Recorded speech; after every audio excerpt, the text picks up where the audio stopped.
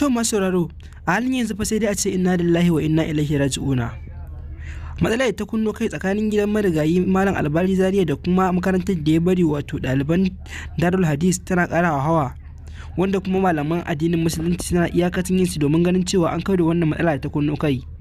Sai dai fa har yanzu fa matsalar nan bata zo ƙarshe ba, domin abubuwa da yawa har yanzu ƙara faruwa suke yi,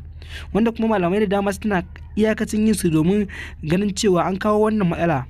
wanda kuma Malam Sheikh Ja'far yana ɗaya daga cikin waɗanda ya tallafa domin wannan mata ta biya bashin da ake binta, wanda kuma ya taimaka da naira kimanin miliyan 2 domin samun daidaito a tsakanin ɗaliban Darul Hadis da kuma iyalan gidan Malam Albani Zaria,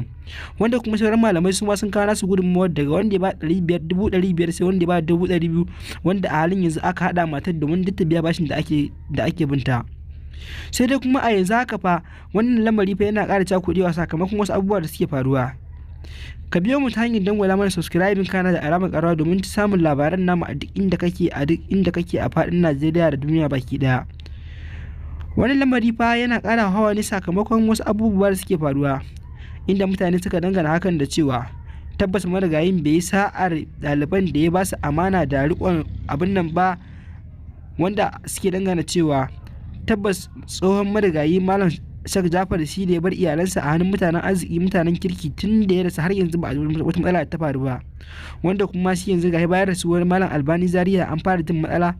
wanda mutane suka dangana hakan da cewa tabbas wayanda ya ba riƙon amanar wannan makaranta su suka ci amanar Malam Albani Zaria, in ji wani malami da ya wallafa a kafar TikTok,